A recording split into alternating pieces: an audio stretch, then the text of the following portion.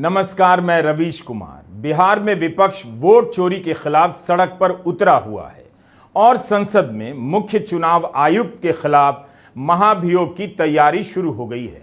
Vote चोरी को लेकर अगर आप विपक्ष की सक्रियता देखें तो कई मोर्चों पर लड़ता हुआ नजर आ रहा है। 83 साल के मल्लिकार्जुन खड़गे सासाराम में रैली के बाद अगले दिन संसद परिसर में समाजवादी पार्टी के साथ हलफनामे की कॉपी लेकर मुख्य चुनाव आयुक्त के झूठ को उजागर करने लगे। 13 अगस्त की अनुराग ठाकुर की प्रेस कॉन्फ्रेंस बीजेपी के लिए अब बोझ बन चुकी है। बीजेपी सक्रिय नजर नहीं आ रही। विपक्ष लगातार आगे बढ़ता जा रहा है। महाराष्ट्र से लेकर लोकसभा चुनावों के नतीजे संदेह के घेरे में आ चुके हैं। मुख्य चुनाव आयुक्त ज्ञानेश कुमार ने सवालों का अंबार पैदा कर दिया। उनके जवाब का मजाक उड़ने लगा है। राहुल गांधी और तेजस्वी यादव आक्रामक होते जा रहे हैं। ट्विटर पर जाकर देखिए तो ज्ञानेश कुमार के दावों की धज्जियां उड़ाई जा चुकी हैं। इन सब के बीच आईटी सेल की ताकत से लैस गोदी मीडिया के समर्थन से खड़ी बीजेपी खामोश हो गई है। राहुल गांधी ने प्रेस कॉन्फ्रेंस की बातों को जनता के बीच उछालना शुरू कर दिया है। कुल मिलाकर खबरों से इन मामलों को दबाने का पूरा प्रयास फेल हो चुका है। वोट चोरी का आरोप लोगों के बीच तेजी से पसरता जा रहा है। ये अंबेडकर जी का संविधान, महात्मा गांधी का संविधान, उसको बचाने की लड़ाई है, ये भूलिए मत। संविधान में लिखा है कि हर नागरिक, हर एक हिंदुस्तान के नागरिक को एक वोट मिलेगा और इलेक्शन कमीशन जिंदों को मार रहा है। देखा आपने मेरा वीडियो? देखा? जहां पे मरे हुए लोगों के साथ मैं चाय पी रहा हूं। इलेक्शन कमीशन ने जिंदा लोगों को मार दिया। आज में मिला जिन्होंने पिछले चुनाव में वोट किया, वोटर लिस्ट पे नाम था उनका, 4-5 चुनाव में वोट किया है, उनका नाम काट दिया। मैंने उनसे पूछा तुम्हारा नाम क्यों काटा? कहते हैं ऊपर से ऑर्डर आया है। ऊपर से ऑर्डर आया, किसका ऑर्डर? नरेंद्र मोदी का ऑर्डर, इलेक्शन कमीशन का ऑर्डर। महाभियोग से क्या होगा? यही होगा कि संसद में चुनाव आयोग और मुख्य चुनाव आयुक्त ज्ञानेश कुमार की दलीलों को लेकर शानदार बहस हो जाएगी। तब शायद देखने को मिलेगा कि बीजेपी आज के उदाहरणों से इसका जवाब दे पाती है या 50 साल पहले की घटनाओं से जवाब देने आती है।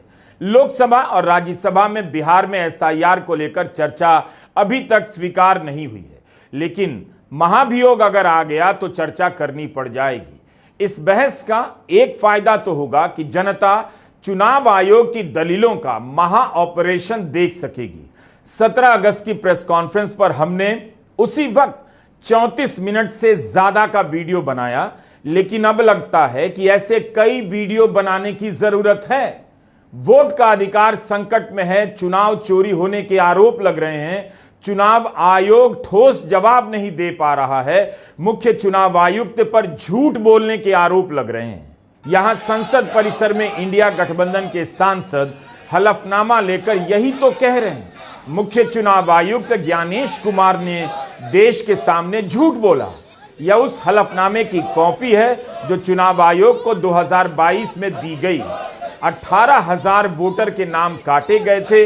उन सभी ने शपथ पत्र दिया, जिसके बारे में मुख्य चुनाव आयुक्त ने कह दिया कि कोई हलफनामा नहीं मिला है। कांग्रेस अध्यक्ष मल्लिकार्जुन खड़गे, समाजवादी पार्टी के राष्ट्रीय अध्यक्ष अखिलेश यादव, तृणमूल सांसद अभिषेक बनर्जी, सागरिका घोष, कल्याण बनर्जी, महुआ मोइत्रा, डीएमके सांसद कनिमोई सहित कई सांसद हलफनामे का मॉडल लेकर प्रदर्शन करने लगे। मुख्य चुनाव आयुक्त से जब पूछा गया कि अखिलेश यादव ने हलफनामा दिया है तब एक्शन क्यों नहीं लिया गया, इसके जवाब में उन्होंने कह दिया सपा की तरफ से कोई हलफनामा नहीं मिला है। 4 घंटे के बाद अखिलेश यादव ने हलफनामा जमा करने की डिजिटल रसीद ट्वीट कर दी और 18 अगस्त को पत्रकारों के बीच हलफनामे के प्रिंट आउट बांटने लग गए। अखिलेश यादव ने कहा कि अगर पहले ही एक जिलाधिकारी को निलंबित कर दिया गया होता तो पूरे देश में यह खेल रुक जाता। अब आप देखिए कुर्सी, शाहगंज, छिबरामऊ, श्रावस्ती, मणियाऊ, कितने कम डिफरेंस से हम चुनाव हार गए। और डिलीटेड वोट ये दिखाई दे रहे हैं, कितना डिलीटेड वोट है। ये तो वो कम समय में हम आइडेंटिफाई कर पाए। अगर हमें ये जिस फॉर्म में हम लोग चाहते हैं वोटर लिस्ट हमें उसी फाइल में मिल जाए तो हम ज्यादा ढूंढ करके दे सकते हैं। और 19 में जो वोट डाले 22 में कट गया। अगर वोट बनवाने का एक प्रोसीजर है तो वोट कटवाने का भी एक प्रोसीजर है। हमारी डिमांड केवल इतनी है कि एक जिलाधिकारी को सस्पेंड कर दो आप। पूरे देश में एक भी वोट नहीं कटेगा। ये कागज है, एफिडेविट है, रिसिप्ट है। आप एक भी डीएम को सस्पेंड कर दिया। और ये लंबी सूची है। 2017 में जब चुनाव हुआ इलेक्शन कमीशन ने न जाने कितने अधिकारी हटाए। 19 में अगर एक भी अधिकारी हटाओ तो बता दो। 22 में अगर एक भी अधिकारी हटाओ बता दो। 24 में एक भी अधिकारी हटाओ तो बता दो। और उससे पहले अगर सरकार दूसरी थी, समाजवादी पार्टी की थी, आप पता करिए कि कितने अधिकारी हटाए गए। डीजीपी हटाए गए, होम सेक्रेटरी, न जाने कितने अधिकारी हटाए गए। लेकिन जब से बीजेपी की सरकार उत्तर प्रदेश में आई है तब से एक भी अधिकारी नहीं हटा है। एक भी शिकायत पर किसी अधिकारी को नहीं हटाया गया। आखिर क्यों? इलेक्शन कमीशन इसका मतलब यह है कि बीजेपी का ज्यादा कहना मानता है। हम अगर शिकायत करें उस शिकायत पर कोई कार्रवाई नहीं होती है। बीजेपी की एक विधायिका छिबरामऊ, उन्होंने अपने बूथ पर 400 फर्जी वोट बना रखे थे। 400 वोट, सोचिए आप, एक बूथ पर 400 फर्जी वोट। हमने अपने कार्यकर्ता लगाया, जिम्मेदारी से काम किया, वोटर लिस्ट में ढूंढे, 200 से ज्यादा वोट कटवाए हमने। 200 से ज्यादा एक बूथ पे। अगर ये एक्सरसाइज जो पॉलिटिकल पार्टी कर रही है, ये एक्सरसाइज इलेक्शन कमीशन भी तो करे। 17 अगस्त को चुनाव आयोग की प्रेस कॉन्फ्रेंस से पहले ही अखिलेश यादव ने ट्वीट किया, अभी तक सपा के हलफनामों का जवाब नहीं आया है। अखिलेश लिखते हैं कि चिट्ठा लंबा होता जा रहा है, जिनकी करतूतों कारनामों का उनका जवाब भी ना आया अब तक हमारे हलफनामों का। प्रेस कॉन्फ्रेंस में जब जवाब आया तो समाजवादी पार्टी सन्न रह गई कि मुख्य चुनाव आयुक्त ने हलफनामा मिलने से इनकार कैसे कर दिया। मुख्य चुनाव आयुक्त सबके सामने इस तरह झूठ कैसे बोल सकते हैं। आपने कहा कि बार बार कहा कि आपको दो सवाल पूछिए। अगर देर से आप देते हैं, आप सवाल उठाते हैं तो आपको एफिडेविट देना पड़ेगा। अखिलेश यादव ने 18,000 नामों की एफिडेविट दिया हुआ है। ये राजनीति में बार बार सवाल उठ रहा है कि आपने उसका जवाब नहीं दिया। आप भी आरपी एक्ट की दुहाई देते हैं और संविधान की। तो 2024 के लोकसभा चुनाव के बाद बीजेडी ने यह कहा कि उन्होंने हलफनामा देकर उड़ीसा में मतदाता सूची में गड़बड़ी की शिकायत आपसे की थी। तो उसमें अब तक क्या कार्रवाई हुई है, वो अगर आप बता सकें तो सही होगा। ये बात कही गई कि किसी एक राज्य से, उड़ीसा से या उत्तर प्रदेश से कुछ शिकायतें की गई। बात वहीं की वहीं है।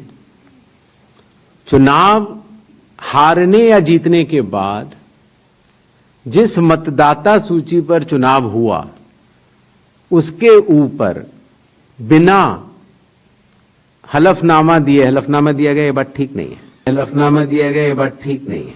हलफनामा दिया गया, ये बात ठीक नहीं है। बिना हलफनामा दिए, बिना ओथ दिए, सिर्फ एक पत्र लिखकर अगर हमारे बूथ लेवल ऑफिसर्स और एसडीएम्स और डीएम्स इनके कार्यशैली पर अगर कोई प्रश्न चिन्ह लगाता है तो ये गलत है। ज्ञानेश कुमार ने ऐसा क्यों कहा?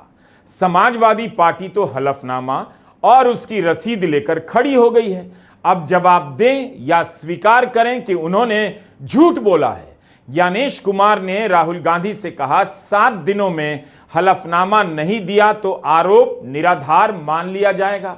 यह कौन सा कानून है कि हलफनामा नहीं देंगे तो आरोप निराधार मान लेंगे?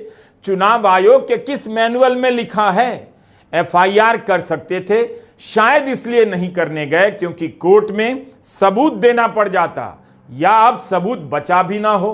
कुल मिलाकर देश की जनता कंफ्यूज हो गई है। अगर कोई नेता हलफनामा नहीं देगा तो क्या चुनाव आयोग वोट चोरी होने देगा? फिर आयोग किस लिए है? अगर किसी राजनीतिक एजेंट को मिलाकर वोट चोरी कर ली गई तो क्या चुनाव आयोग चोरी होने देगा? फिर तो राजनीतिक एजेंट को ही इलेक्शन कमिश्नर घोषित कर दिया जाए और उसे बंद गला का सूट सिलवाकर मुफ्त में दे दिया जाए। नमस्कार, मैं रवीश कुमार।